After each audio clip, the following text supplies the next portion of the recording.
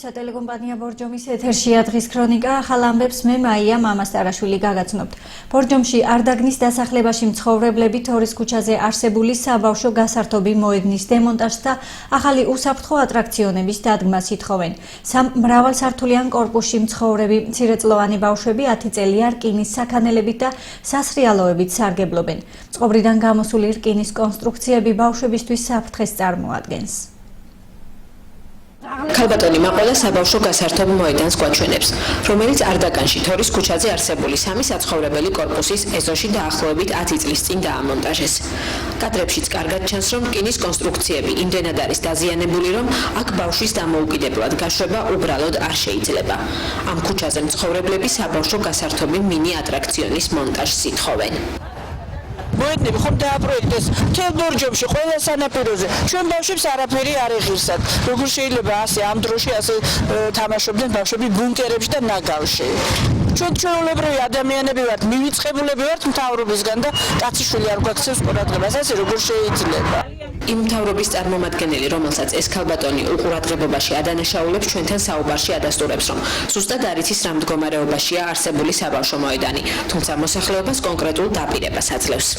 არა, ზუსტად მაგი ატრაქციონი ხარ მდგომარეობაშია, მე არ ვიცი, აუცილებლად გამიხილავთ პროექტებში ჩაისვას, როგორც სხვა უბნებში, ასე მაგუბანშიც ერთი კარგი გასართობი ატრაქციონი გაკეთდეს, სადაც მოსახლეობა თავისუფლად შეძლებს ბავშვების გაშვებას, რომელიც იქნება ასევე უსაფრთხო. თუ ალბათ ახალი მთლიანი გაკეთება, როგორც კომპლექსური იქნება, როგორც აი გაკეთა მაგალითად რამდენიმე სკოლაში ბორჯომში. ბორჯომის ცენტრალური ბიბლიოთეკა ჩარხისწყალზე ბაზრის მეორე სართულზე განთავსდა. ახალ შენობაში ამ დროისთვის წიგნების დალაგების პროცესი მიმდინარეობს. ბიბლიოთეკის დირექტორი იმედოვნებს, რომ უახლოეს მომავალში ბიბლიოთეკა ქალაქის ცენტრში გადმოვა. გაკეთდა რემონტი.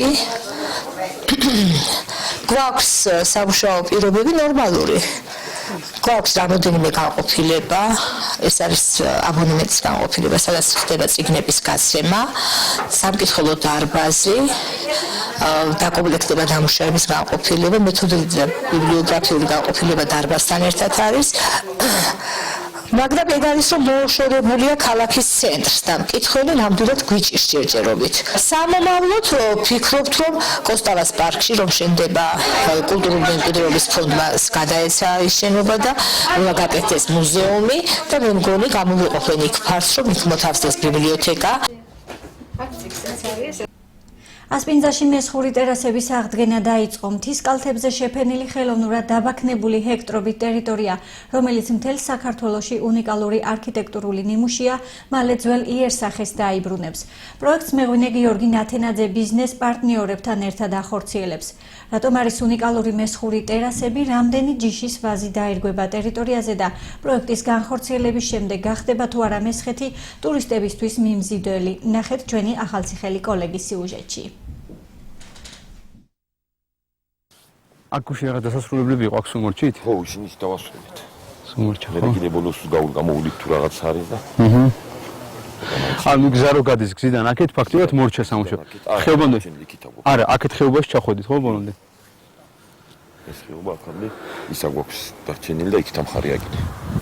ტრადიციული მეთოდით ქვაქვაზე იდება და კედლების მშრალად ამოყვანა მიმდინარეობს. ახალგაზრდა მეღვინე მესხური ტერასების აღდგენა დაიწყო. შეპესე ვარძიის ტერასების დირექტორი გიორგი ნათენაძე პროექტს ორ ბიზნეს პარტნიორთან ერთად, TBC ბანკის პრეზიდენტთან მამუკა ხაზარაძესთან და ვიცე-პრეზიდენტთან ბადრი ჯაფარიძესთან ერთად ახორციელებს. ახალგაზრდა მეღვინე ამბობს, რომ 3 წელიწადში ტერიტორია მუნიციპალიტეტში ყველაზე მიმზიდველი იქნება. შესაბამისად განვითარდება აგროტურიზმიც. მესხური ჯიშის უნიკალურ ყურძენსა და ღვინოს კი მთელი მსოფლიო გაიცნობს. მორწყვის სისტემა იქნება თანამედროვე, იმიტომ რომ აქ ჩვენ ირიგაცია როგორც იყო, იმას ვეღარ გამოვიყენებთ, იმიტომ ჯერ ეს ტერასებს აზიანებს. გვექნება წვეთობრივი მორწყვის სისტემა. აქვე გავაკეთებთ მარანს, ტრადიციული მესხურ ოდას, სადაც ქვევრებში მოხდება ღვინის დაყენება, ნატურალურ ბიოხარისხით ბიომიმართულებით ვიმუშავებთ. მესხური ტერასების აღდგენის სამუშაოებზე ის ადგილობრივები დასაქმდნენ, რომელთაც ქვაზე მუშაობა შეუძლიათ. 60-მდე ადამიანის მიერ შესრულებულ სამუშაოებს რესტავრატორია კვირდება, რათა მშენებლობისას ხარვეზები არ გაიპაროს და უნიკალურ არქიტექტურულ ნიმუშს პირვანდელი სახე დაუბრუნდეს. კედლების ამოყვანა ხდება, რომ ძველი უნდა უდგინო. არავით არის არც ცემენტი, არც სილა, არც სამშენებლო მასალა. მხოლოდ და მხოლოდ ქვა ლამაზად და არც დეკორატიულად არაფერი. აი ბუნებრივად როგორც ჩვენ წინაპარს უკეთებია და იმ სახით ვაღდგენთ, იმიტომ რომ ზოგი არის ისე მთლად და დანარჩენი რომელიც ახსადგენი იმას ვაღდგენთ ისევ ისე. ეს არის სიწმინდე. აი წარმოიდგინო შენი წინაპარი გააღვიძე. ეს ისეთი სილამაზეა და ღმერთმა ქნას რომ ყველგან მარტო აქ არა. ყველგან ესეთი რაღაცა დაწყებული იყოს. აი ესე აშენებული იყოს ყველას ლამაზად, აი თავისი მანეთი მიიღოს და სასიკეთო საქმე გააკეთებინოს ქვეყნისთვის.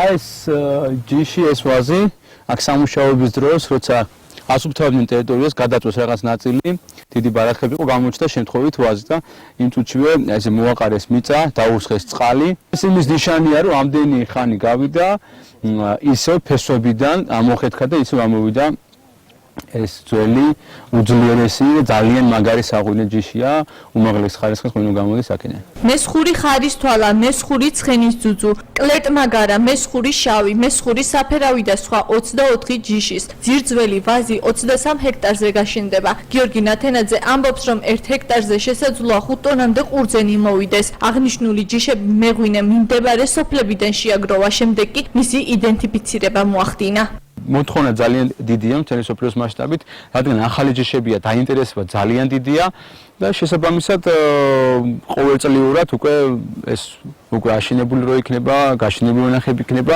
რაოდენობაც მეტი გვექნება, უკვე მეტ ქვეყანაში შევიტან და მეტ გამოფენაში მივიღოთ მონაწილეობას. ზედმეტ ნაწილს ალბათ აქაც გავყიდით ადგილზე. მესხური ტერასების აღდგენა რომ სამცხე-ჯავახეთის აგროტურიზმს განავითარებს და მას მთელ მსოფლიოს გააცნობს.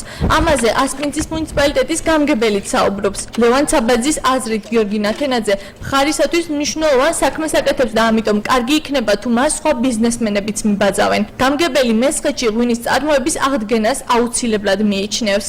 ვფიქრობ რომ თუ ამ 20 ჰექტარზე გაშენდება ვაზი და ხალხი დაინახავს რომ ეს მოქმედებს და ფუნქციონირებს სხვა მფლობელებსაც გაუჩნდება სტიმული და მიბაძავენ და ამ ტერასებზე მთლიანად გაჩნდება ისე ვაზი როგორც იყო ოდითგანვე და მე იმედი მაქვს რომ თელ მესხეთში ეს ტრადიცია აღდგება და ჩვენს ისეთივე ღვინის რეგიონი ვიქნებით როგორც ვიყავით გიორგი ნათენაძე ტერასების აღდგენით მას შემდეგ დაინტერესდა რაც მეღვინეობის სფეროში ჩაერთო და ვაზის ძველი მესხური ჯიშების შეგროვება დაიწყო. ახალგაზრდა ფერმერი ამ ეტაპზე სამი სახეობის ადგილობრივ ღვინოს აწარმოებს. ახლა კი გავიგოთ რა ხდება საქართველოს ფარგლებს გარეთ. ვნახოთ ევროდაიჯესტი, რომელიც რეგიონულ მაუწყებელთა ასოციაციამ მოამზადა.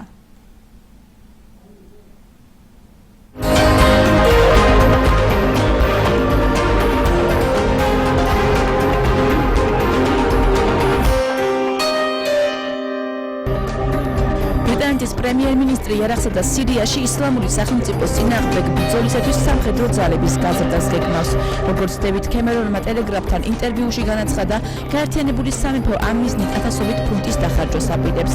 მისი თქმით, ამის აუცილებლობა მას შემდეგ დადგა, რაც ბრიტანეთს ISIS-ის წარმომადგენლები დაემუქრნენ. რუსეთის სირიაში საჰაერო დარტყმების გაძლიერების პირობას დებს ოფიციალური კრემლი აცხადებს, რომ რუსული შეტევების შედეგად ისლამური სახელმწიფოს პოზიციები შესუსტებულია. რუსეთის თავდაცვის სამინისტროს ინფორმაციით ადგილობრივ სამხედროებს შორის პანიკა უკვე დაწყებულია და დაახლოებით 600-მდე დაქირავებული სამხედრო ევროპისკენ გაქცევას ცდილობს. მიუხედავად ამისა, ბრიტანეთი ამბობს, რომ რუსეთის მიერ წარმოებული სამხედრო ოპერაცია სირიის პრეზიდენტის ბაშარ ალ-ასადის მხარდამჭერია. დასავლეთი ასევე ერწმუნება, რომ რუსეთი ISIS-ის ნაწილებს არ ურტყამს.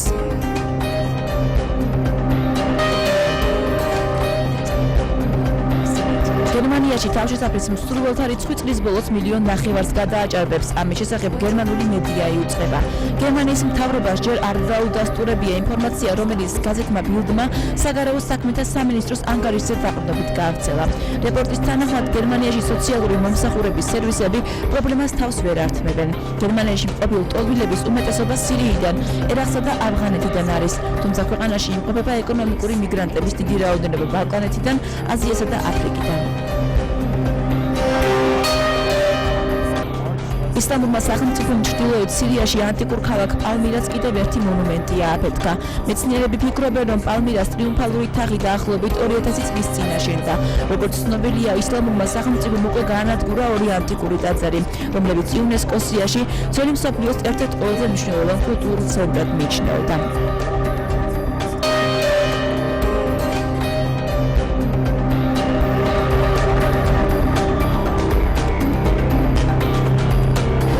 კუნდუზში ორგანიზაცია ექიმების საზღვრებს გარეშეს ჰოსპიტალის დაბომბვას 19 ადამიანის სიცოცხლე შეეწირა. დაჭრილთა ნაწილი სხვადასხვა სამედიცინო დაწესებულებაში რეაბილიტაციის კურსს გადის. ავღანეთის მთავრობის თქმით, მისი ჯარი უკვე აკონტროლებს ქალაქს, რომელიც თალიბანმა 6 დღის წინ აიღო. ჰოსპიტალის წარმომადგენლები აცხადებენ, რომ არ იციან, ზუსტად კვლავ გაიხსნება თუ არა ის კუნდუზში. ოფიციალურმა ვატიკანმა პოლონელი მღვდლის საკუთარი სექსუალური იდენტობის აღიარების გამო დაგიცხა. ქრისტოფ ხარმასუმ სახალხოდ განაცხადა, რომ ის გეია. რომის პაპის პრეს-ცენტრის წარმომადგენელმა მღვდლის სინოდის ხდომის დაწყების წინ მსგავსი განცხადების გაკეთების გამო უპასუხისმგებლოდ შეაფასა. ფედერიკო ლომბარდის თქმით, ხარმასუს განცხადება მედიის მხრიდან სინოდზე ეწოლა გამოეწვია.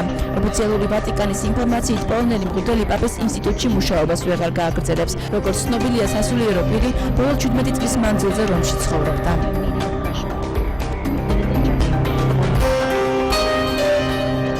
ინტერნეტით ციდან Facebook-მა უპილოტო აპარატი შექმნა, რომელიც ციდან ინტერნეტს დაასხივებს. აკულას შექმნა ტექნიკის უამრავ გამოწვევას პასუხობს. თვითმფრინავი თვეების განმავლობაში 18 კილომეტრის სიმაღლეზე იფრენს. ჩვენ გვსურდა ის მაქსიმალურად მსუბუქი და თან ეფექტური ყოფილიყო. წერს მარკ ცუკერბერგი Facebook-ის საკუთარ გვერდზე. თვითმფრინავის შექმნისას Facebook-ის მეცნიერების ჯგუფმა ნახშიროვანი ბოჭკოები გამოიყენეს, რომელიც მეტალზე ძლიერი და მსუბუქია. Facebook-ის მიზანია ინტერნეტი მთელს დედამიწაზე გახდეს ხელმისაწვდომი, ისეთ ადგილებშიც კი, სადაც ინტერნეტის ჩასართავად შესაბამისი მიწისა და ინფრასტრუქტურა არ არსებობს.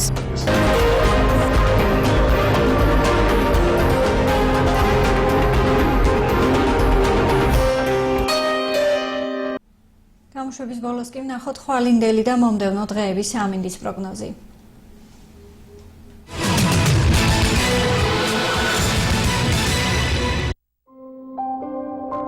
ოქტომბერს ბორჯომში წვიმიანი ამინდია მოსალოდნელი. ჰაერის მინიმალური ტემპერატურა 9, მაქსიმალური კი 13 გრადუსი დაფიქსირდება. დილიდან ნალექი იქნება.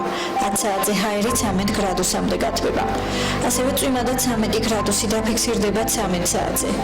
13 გრადუსი იქნება 16 საათზეც. ნალექი შემცირდება 19 საათისთვის, ტემპერატურა 11 გრადუსი. 10 გრადუსი დაფიქსირდება 22 საათზე. რაც შეეხება მომდევნო დღეებს, წვიმაა მოსალოდნელი 9 ოქტომბერს, მაქსიმალური სითბო 15 გრადუსი. 9 გრადუსამდე დაიწევს ტემპერატურა 10 ოქტომბერს. ნალექი შეწყდება 11 ოქტომბერს, სითბო 13 გრადუსი. უმეტესად ღრუბლიანი ამინდი იქნება 12 ოქტომბერს, ტემპერატურა 15 გრადუსი. წვიმაა მოსალოდნელი 13 ოქტომბერს, ჰაერი 17 გრადუსამდე გათბება. ასეთი იყო დღევანდელი ახალი ამბები. სიუჟეტების ნახვა შეგიძლიათ ტელეკომპანია ბორჯომის ვებგვერდსა და Facebook-ის გვერდზე. მე ხვალამდე გემშვიდობებით, გმადლობთ ყურადღებისთვის, ნახვამდის.